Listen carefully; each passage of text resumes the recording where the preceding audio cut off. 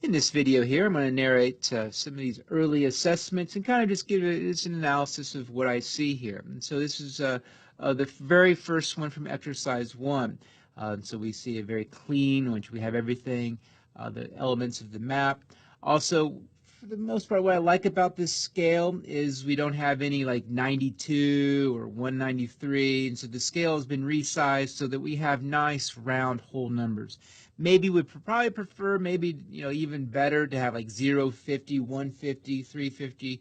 But that's just something to keep in mind when you're editing, kind of in that post-production process of editing the final output. Like this one here, see how it kind of has 0, 90, 180, 360. Those are kind of numbers that I guess go together. So that's another way to think about that. But once again, kind of the same idea here. Whoop, in which we have a very clean map and we pretty much have everything placed in a good spot. So here's another one. So once again, here, once again, we got some 5s and 10s. That's better than, having, the last digit be like 1 or 3 or 4 or something that's not a nice even round number. But still, this one would be probably a little bit more preferred because of it being these logical numbers: 0 plus 90, 90 plus 90 is 180, 180 plus 180 is 360, so forth. So this is kind of a logical thing there. Here, I'll maybe zoom in to this a little bit more and get this taking up more of this space. And excuse me, as you've learned later on, a neat line or a frame line might also be useful as well. Like so many of you have had the issues with VPC. So hopefully this VPC has been finally figured out. We've actually had one of the students in our own class has taken initiative to actually say to the dean, hey, we've got some problems here. Can you fix it? And hopefully that's been addressed. So this is, once again, a problem, a challenge we've been dealing with now for a year.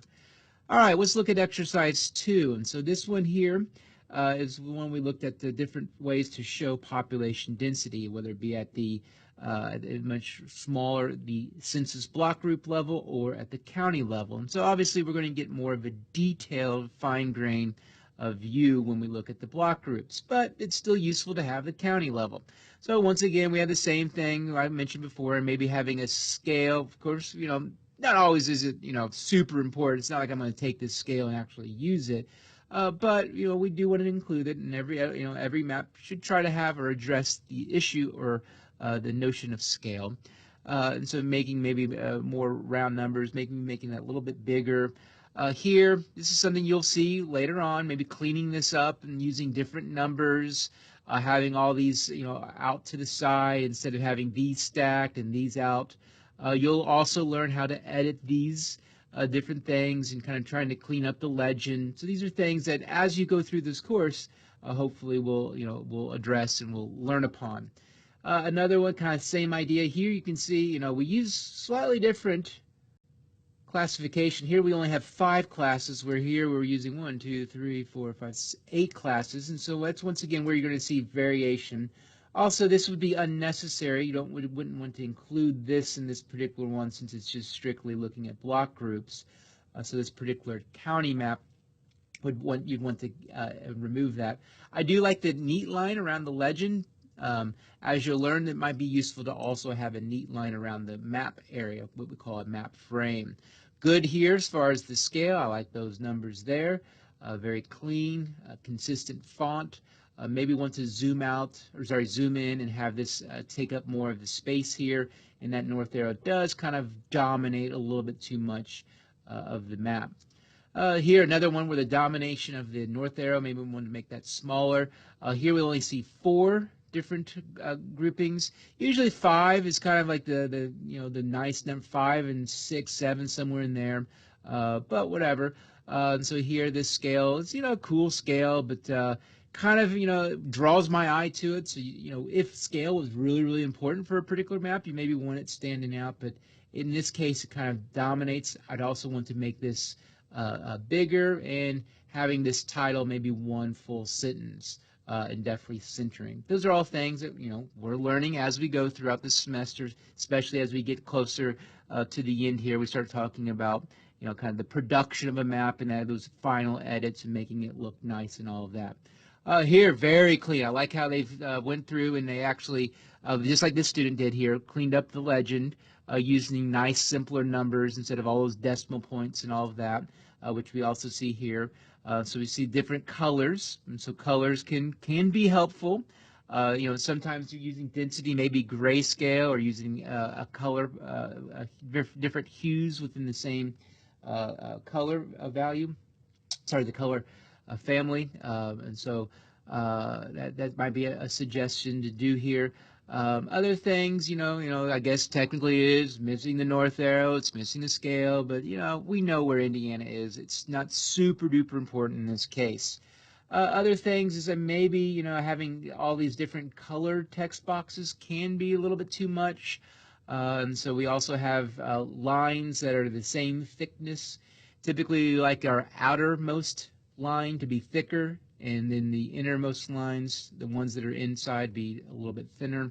But those are all kind of more graphic design things. Now looking at the county level, so here, nice job cleaning up these numbers. Later on, we'll talk about how to get rid of those. Those kind of this information here, making it more useful for the viewer, for the audience. So here, good scale there, simple, cool. More of the same, you'd want to remove that last entry. It's kind of unnecessary information. Good scale, population density, yeah, cool. Good map here. Maybe zoom in a little bit more, and once again, north arrow dominates our view a little bit too much. Same idea here, clean, kind of already commented, very similar map earlier. Here, once again, zooming in. Oh, this color really shows out, really stands out. I like this color ramp. I don't know, for colorblind people, I think it would also be useful, helpful. For this legend, we want all these stacked together so that they're all on top of each other. We don't want the separation to occur. So it's something with the legend to make it kind of nice and organized. So then, with that being said, moving this so it'd be one maybe more narrow box instead of a wider box with two different columns, maybe moving it there, then zooming in on Indiana, and once again, enlarging and centering the title. And so now looking at the population density map, and so this is where it can be challenging because we do have the situation where we have circles overlapping other circles. In this case, it's kind of, I guess the circle size was just the right size in which you could still see the other surrounding counties around Marion County. Where here, student cleverly did the transparency option so that you can now see those donut counties that surround Marion County. Similar here, so very good. A job as far as using transparency to see those underlying data that would have been otherwise hidden. Once again, I would make this all one column instead of having two columns for the viewer. It makes it a little bit simpler for them to understand. Once again, and so here, instead of transparency, they took those ones that are essentially behind the big one, Marion County, and brought them forward. So that's another way to go about this situation here. Once again, here I would make these all one particular column and readjust the various map elements subsequently. Here's the bonus. Two students chose the bonus option of doing the population of 20 to 24 years old, and so here's result 1 and result 2. So you'll see those college counties and urban counties really stand out.